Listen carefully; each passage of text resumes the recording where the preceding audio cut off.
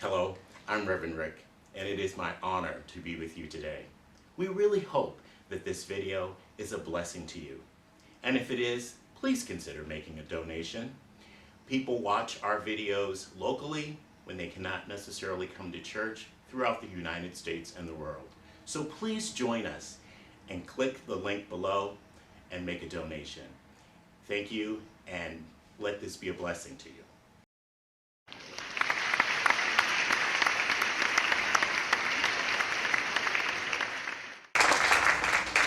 Hi. Oh, we love this place. We don't have favorites, no. But if we did, This would be it. this would be our favorite place. Yeah. Hey, everybody, not in Ireland. Hey, look at us. So glad you're here today. Yay. Okay, so we're going to get started. We're going to do one of our word songs to start out. And this spoken word part, I would love for you to do with me. And we actually have a slide to make that easier for you. This is how it goes. I feel your peace and your presence and your power, my God. I feel your peace and your presence in me. Let's all say it together. I feel your peace and your presence and your power, my God. I feel your peace and your presence in me. That's it, and we'll do it a whole bunch of times. And I always like to say, so some people, including me, have the baggage, we're going to call it, with the G word. So, because for me, when I grew up and I heard the word God, I thought of one thing, which was a white male senior citizen way up there in the sky who occasionally went off his meds.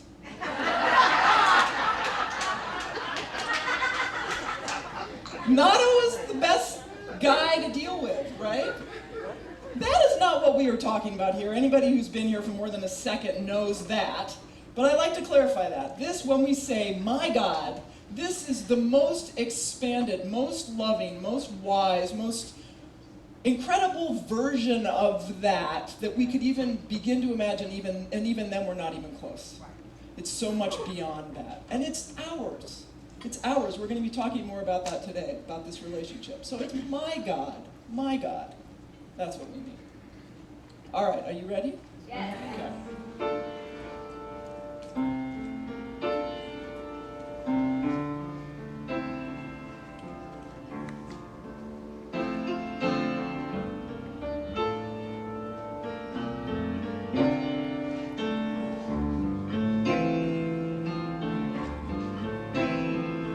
It started out small, something less than a touch.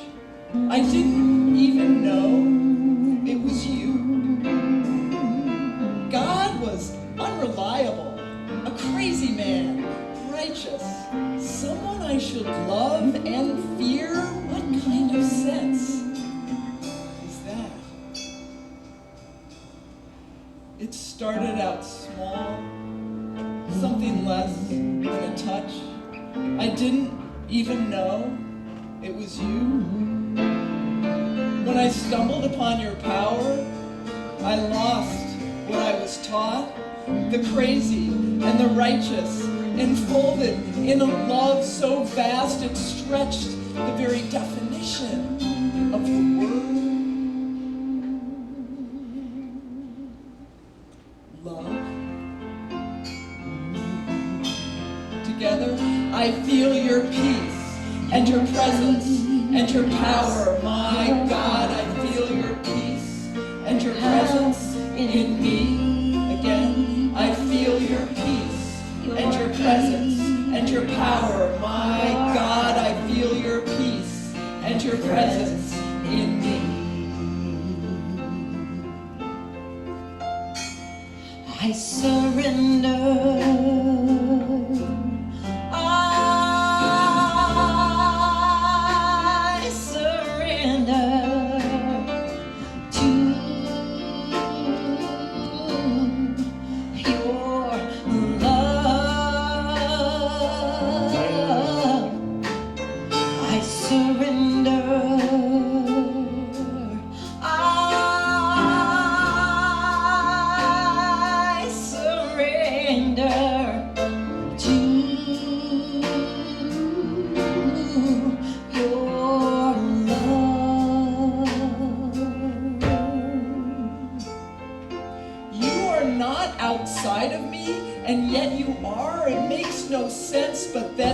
does for you are here, wherever here may be.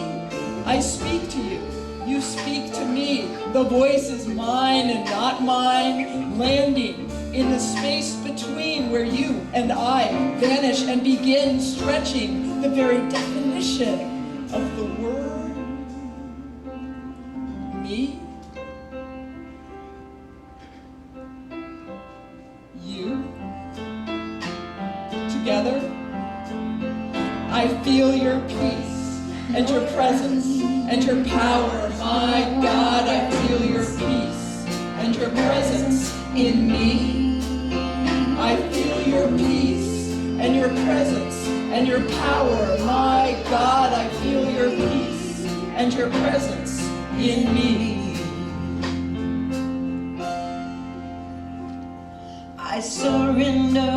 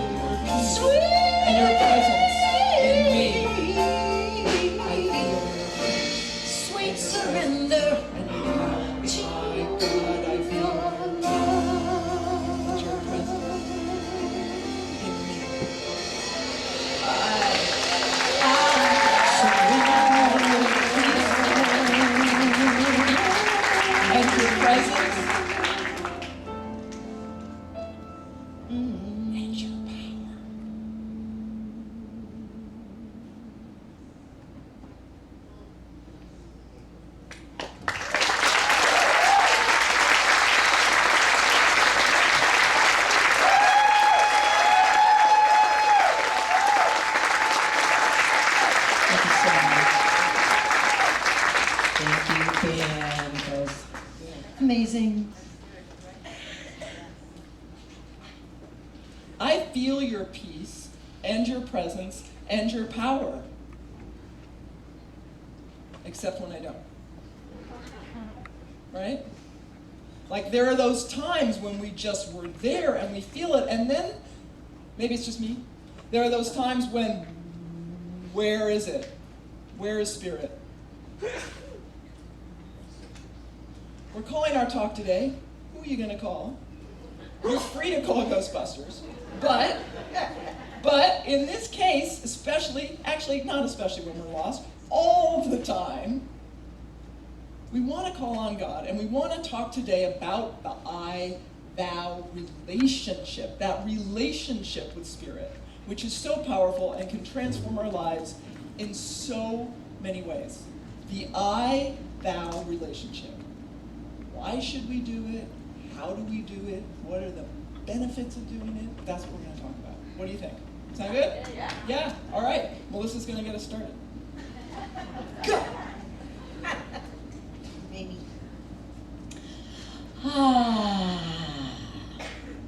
So I'm going to start off talking about what they say. They say there are three faces of God. You've all heard, maybe? Some of you, maybe? There are three faces of spirit, three faces of the divine. There's, number one, spirit as I. Spirit as the I am. The great I am. Within. Spirit within. Yes?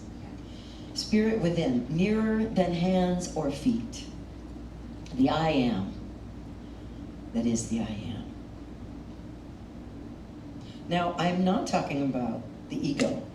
I'm not talking about that structure of the ego self. I'm talking about what's behind and through that. That I am. The second face of the divine is spirit as we. Spirit as the web of life, nature, all that is, everywhere present. Understood especially through the experience of awe, the experience of the awe of our senses. Now, we've all experienced this one in a beautiful sunset, in the face of our beloved, human beloved. God's energy in everything. This is the face of spirit that is the we. And then the third face of God, as we're talking about this morning. Hi, you guys. Sorry. So many people I love here. Okay, so, sorry. God as you. God as you. What we're talking about this morning is spirit as otherness. Right? The entity with and to whom we can relate and have communication and experience and conversation with. Spirit as thou or you. But here's the cool thing about that. Spirit is also the I am that I am. So one of the things that's so yummy about spirit as you, the spirit as the thou, is that we can turn our attention to that infinite power that is beyond what we can fathom with the human mind. Infinite power of love that goes out from us forever, infinitely present everywhere. And what's true is that power, that one, is right here where we are, where you are. That one is that I am. And just that is one of my favorite meditations. Just bringing my attention to that infinite power of love that is everything, everywhere, including right here, in and through me, in and through you, in and through our lives. It is yummy.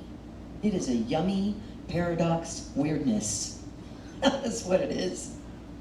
So here's the thing, that I-thou relationship is where we can get into trouble. And some people, like me at one time, for a long time, because of that trouble, so here's the trouble. There is an unhealthy version, Z talked about it, the unhealthy version of that I-thou God, outside of us, random punishment, right? And what a lot of us did, I think, at the first service, there were a lot of us, who said, we all, and I certainly did, turned my back on spirit altogether because of the wounding, the pain, and the suffering that definition of God had caused me. I was like, I am not having any of this. And so I just didn't have a conscious spiritual connection because I needed to abandon the God that was my God of, not my understanding, but my wounding. So how many of you had that experience? Yeah. Ugh. Shake it off, people. Shake it off. So that can wreak havoc on our spirituality, on our sense of self, on our pride, on our sense of deserving love. All of that stuff can get messed up by that image, that description of spirit as thou. But when we turn away from spirit because of that wounding and that pain, that shame, that suffering, whatever gets caused by that unhealthy description or version of the I, the thou, of the I thou, that face of God, the unconditional loving, the true reality of infinite love that is spirit can be lost. It was for me. And the beauty of reconnecting with and consciously working with a deepening of that is that there is this relationship available that we can consciously choose to make more and more intimate. We can get closer to spirit. It is possible. And in that, we can have such an experience of communication. You know how with people you know really, really well, they can walk in a room and you go, what? What's the matter? Right? You just know. So when we create this deepened intimacy with the divine, we can hear spirit guide us.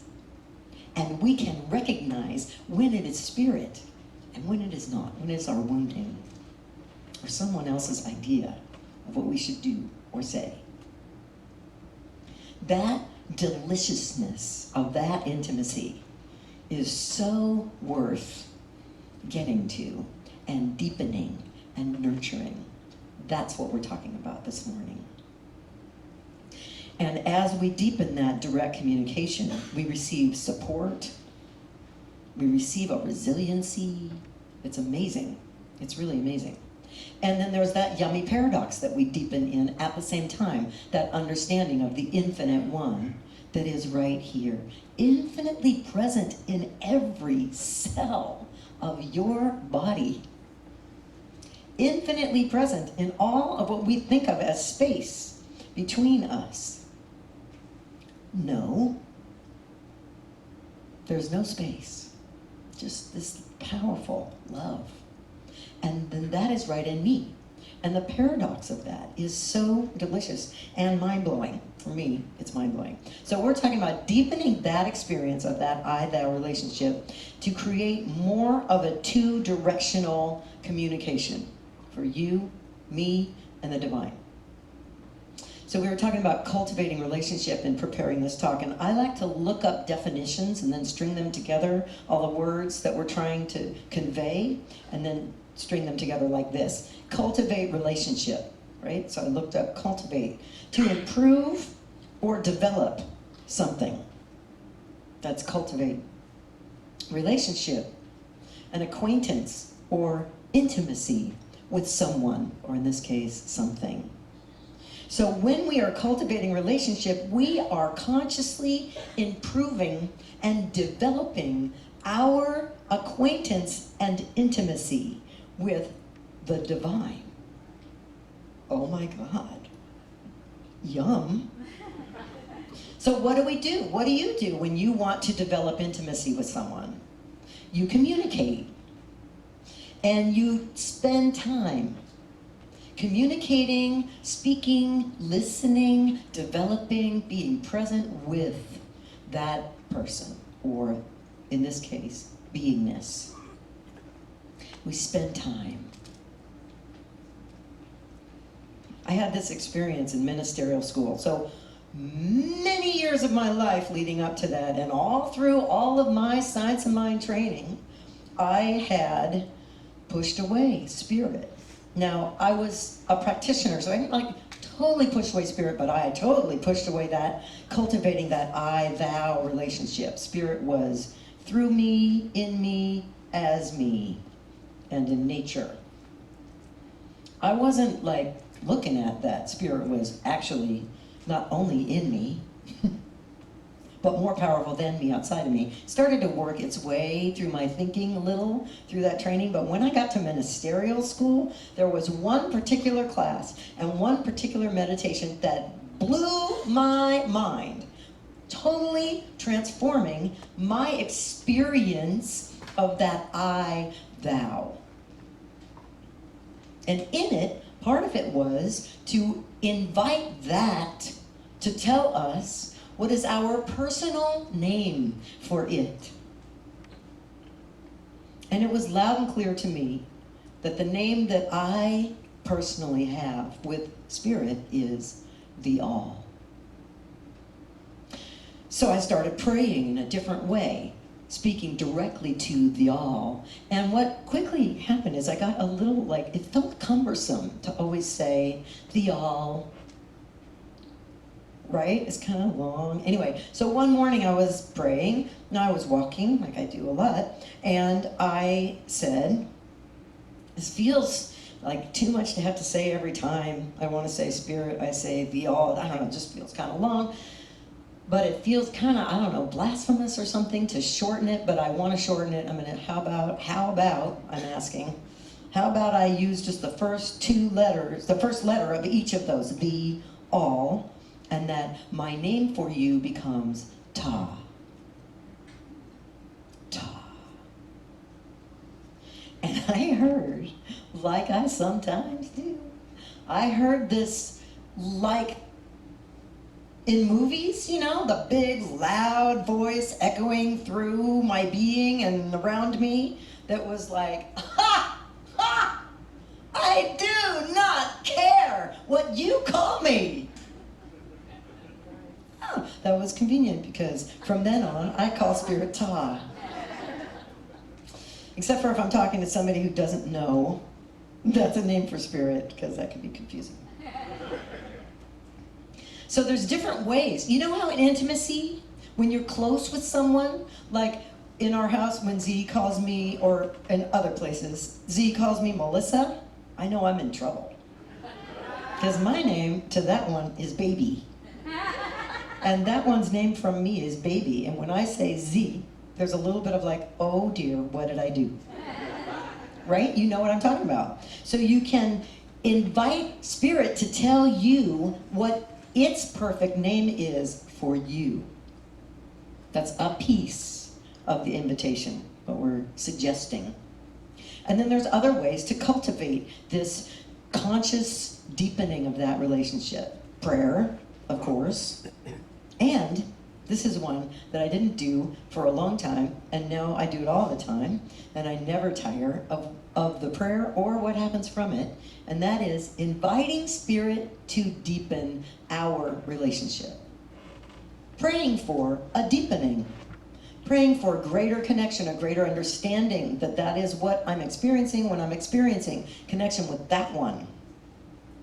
To be able to discern between my own egoic message and Spirit's guidance. And I get better and better as a result at listening to, understanding what is mine to do, what is mine to say, and when to shut up.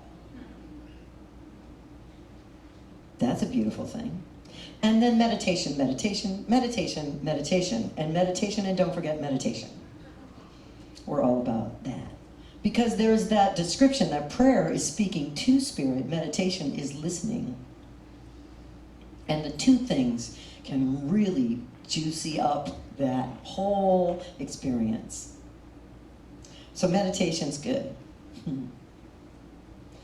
Community, Center for Spiritual Awareness, doesn't get any better than this, right? My experience. Community studying. Now, one thing that's wonderful about CSA and Centers for Spiritual Living in general as an organization is the classes. Among New Thought centers, we are kind of known for our education. And that is one way in to the deepening, the understanding, through our mental understanding of that relationship. It's just another way there. Of course, time in nature, that awe-inspiring, can't miss it there. And asking, and asking, and asking, and surrendering. What I find, I'm sure you do too, is when I listen, when I ask and then I listen and I hear the guidance, when I do the guidance that I have heard, what I find is that I hear more clearly. There is this cyclical deepening that happens. I listen, I follow, it gets louder next time. I listen and I follow, and it gets louder next time. It is yummy. I promise you, like money back guarantee kind of promise you, that it is worth spending the time on this intimacy with Spirit as thou, that third face. And with all three faces of Spirit, Spirit as I, Spirit as we, and Spirit as thou, with all three deepening in us, we have a three-dimensional relationship with that, with the divine. I'm not saying hard things don't happen anymore, but almost kind of, because there's such a resilience that comes from that relationship being deeper and more present. There is a resilience and a grace that comes, that carries us through challenging times and blesses our lives unrecognizably. It's yummy. So who wouldn't want that? Don't raise your hand. So who are you gonna call? Z. Yes. Oh, that means I'm in Your trouble. turn. All right. I love the I-thou relationship. There's a couple things for me that are especially rich about it, deepening the relationship with my intuition, and also getting messages from Spirit. I call them downloads, and sometimes they come in the form of metaphor. It's very biblical, actually. When Melissa and I were about to graduate from ministerial school, we got one particular message, I got a download, that was life-changing. And in order to have that make sense, I have to tell you a story about a cat. Many years ago now, about 20 years ago, I had a breakup. It was a bad breakup. And I decided I would get a cat. That would fix everything. Right? Yeah. Every other cat had just come to me, but this wasn't happening. I kept waiting for it to happen. Didn't happen. I said, I'm going to go out. I'm going to get a cat. Went to a local pet place. They showed me this big room with all the cats. I found a cat I loved. They said, you can't have that cat. That cat is taken. Try this cat. So I picked up another cat, and I held her for about 30 seconds, and then she bit me. Put her down and said, I want that one. I don't know why. I would say I took her right home, but I didn't, because they had to call two references. They had to speak to them directly before I could leave with her, and that they also had me sign an oath that I would never return her ever, and I wouldn't give her away. So I took her home. I named her Lucy. A week later, a friend of mine said, hey, I saw this cat. It's perfect for you. I said, oh, okay, I'll go look. I go to this pet place, and there's this kitty. Oh my God, it was love at first sight, this little orange male tabby. And I loved him, and he didn't bite me, and he was really easy to take home. So that was so easy. So I did that, named him Max. One problem, Lucy and Max do not get along at all. They hate each other, and the vet I'm taking him to says that tortoiseshells, which is what Lucy is, make good only children. Except I couldn't give her away, because I had signed my name in blood, so it broke my heart. I had to give Max to a friend of mine. Yeah. So now it was me and Lucy, and guess what? She tended to bite quite a lot, and a friend of mine said she was tough. A friend of mine said she looked like she'd spend time in the pokey. She was an intense cat. And I got better at reading the signs, but I could not always tell when she was going to bite me. It was a tough relationship.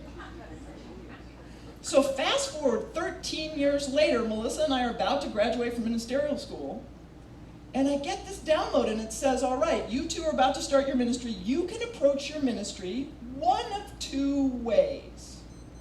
You can approach your ministry like you did with Lucy, making it happen on your time. And if you do that, You're gonna love it, because it's true. I love Lucy. So Spirit says you're gonna love it, but it's gonna bite sometimes. If you approach your ministry like you did every other cat you ever had, allowing it to be on my timing, Spirit's timing, it's gonna go way better. Now before this download, I had never put that together.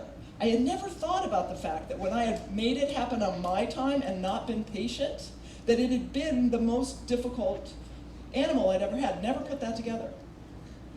And then, a few months later, Lucy died. Suddenly and unexpectedly. That's kind of her style, right? She started having a seizure for the first time, and like 3 minutes later, she was gone. She was dead. Yeah, very Lucy-like. I'm out of here. And it was a congestive heart failure. There's nothing we could have done. So here we are starting our ministry without a cat, and we've been given very strict instructions of how to approach our ministry. Now, we knew it didn't mean just sit and do nothing, right? This instruction didn't mean just sit and do nothing, because naturally, easily, effortlessly downstream, we're musicians, we're creatives, we're gonna make music, I'm gonna draw my cartoons, we're gonna do art, we're gonna do all that, right?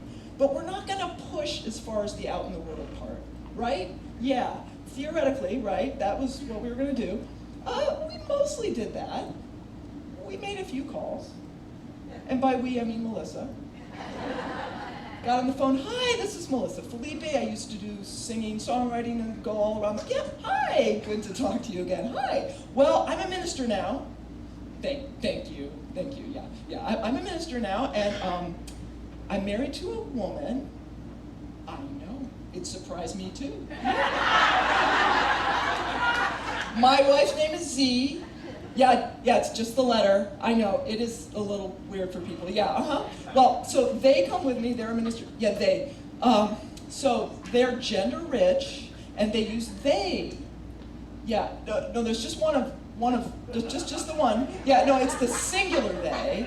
It's a new, okay, well, never mind. All right, so anyway, so we go around and we do talk and music at various places, and what we do musically is, I sing, and Z does spoken word. Hello? Hello? Yeah, that didn't go so well. Pushing didn't really work anyway. Finally, we said, you know what, we're ministers. Okay, we're ministers. Why don't we try surrendering? So we did. And gradually, slowly but surely, we started to get more and more invitations to more and more things that weren't our idea, including things like retreats. We thought, we don't do retreats. Spirit's gives us some invitations to do retreats. We love retreats. That's awesome. Yeah, really interesting, right? And we started to notice how what we were doing online fed this out in the world so well, and people would say, oh my God, your business manager and your business plan is just so amazing. And we said, right? Spirit is so much smarter than we are. And that trust and faith in Spirit, needing to trust even when it was scary, even when we didn't want to, really deepened our relationship with Spirit. And right around this time, Melissa's out, she's doing errands, and she runs into a friend of ours who says, you know, I have this cat living under my house. Do you guys want a cat? And Melissa said, I'm in another state at the time. She sends me a picture. She says, I think this is our cat. I said, I know. I think that's our cat. And I hear from Spirit that his name is Max. And I said, his name can't be Max, because as you can see, I like to talk back to Spirit. His name can't be Max. I already had a Max. Melissa calls me the next day and she says, this is kind of crazy, but I get that his name is Max. So Max came home to live with us. And he's the best, most amazing cat we've ever had. And as I was putting this talk together, I realized why his name was Max. The first Max that I got was the surrendered version, right? Lucy made it happen. Max just came easily and effortlessly, but I couldn't keep him. I gave him away. It's never too late to surrender to Spirit. So I got another Max. Yeah, we have a picture of our, there he is! That's our boy! We call him rubber nose prince, because it's not actually a rubber nose, but it looks like that. So whenever we feel discouraged, whenever we're like, no, I don't want to listen to Spirit. No, Spirit, this is too hard. It's too scary. We just look in his eyes. He's our mascot, our ministry's mascot, our little guy. Whenever we're scared, whenever we want to argue, because surrender is not giving up. It's empowered surrender, right? Yeah.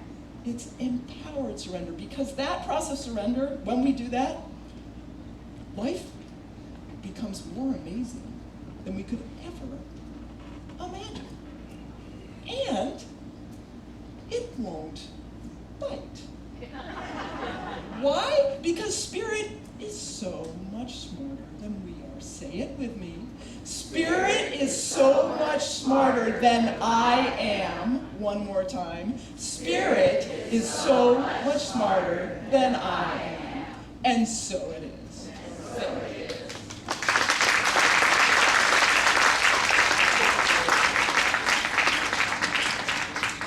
I never break a promise, right? Wonderful, wonderful. Thank you both. Could I have the ushers?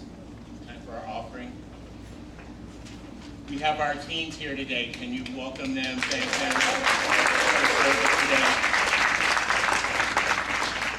Money is God in action. Money is God in action. I send it forth to bless and to prosper. I send it forth to bless and to prosper. All who come in contact with you. All who come in contact with you. So it is. So it is.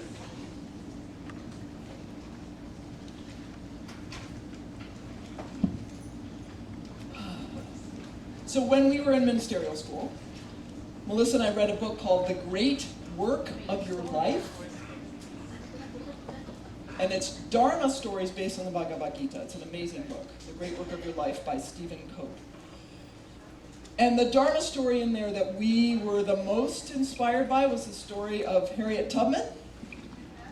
You know, Harriet Tubman is going to be on the $20 bill. There's a little delay with that right now, but Harriet Tubman is going to be on the $20 bill. Someone told me at the first service that they have a stamp now, that people are stamping on the bill. What's her? Yeah, it's sold out on Etsy, I guess, because people are like, that's who's on the bill now. Yeah, so we can think of no better example of the power of the I-thou relationship to transform the world than that of Harriet Tubman. And we wrote a song about it. It's called Walk by Faith.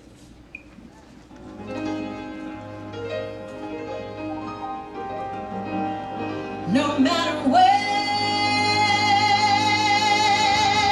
your journey's starting from,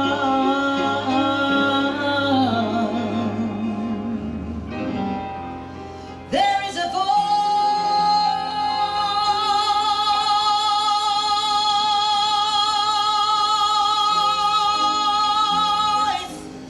calling you.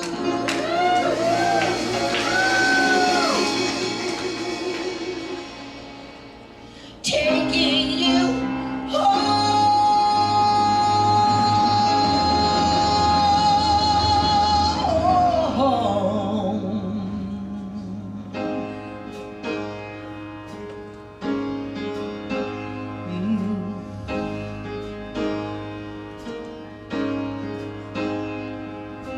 True story. When Harriet Tubman first escaped from slavery, she heard a voice that said, I want you to help free others.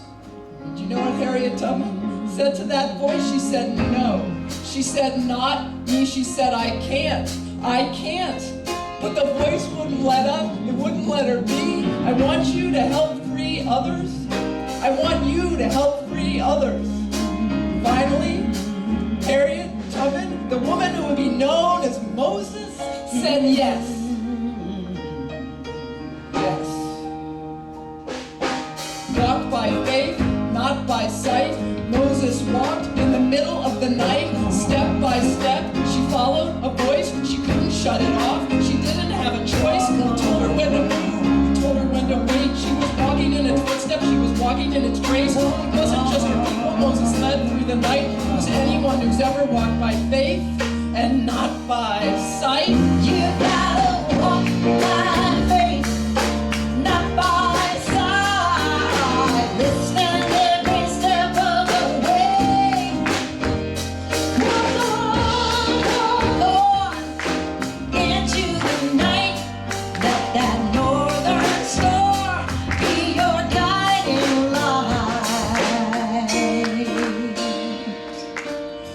story. Harriet Tubman, with the help of the Union Army, once freed 750 slaves in one day. Can you imagine? 750 people. She liberated an entire plantation. The voice of spirit doesn't mess around. When you listen to that voice, you are never the same. When you listen to that voice, you are free. And it doesn't stop there. You take others with you. The 750 are still alive today. They're your sisters and your brothers in struggle and in pain. They're your doubts and your fears when you say, I can't, but you can. And you will. When you walk by faith, not by sight. Moses walked in the middle of the night.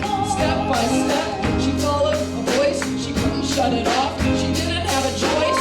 Told her when to move. Told her when to wait. She was walking in its wisdom. She was walking in its grace. It wasn't just her people Moses led through the night. It was anyone who's ever walked by faith and not by sight. You gotta walk by faith, not by sight. Listen every step of the way.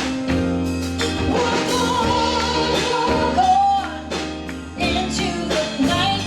Let that northern star be your guiding light.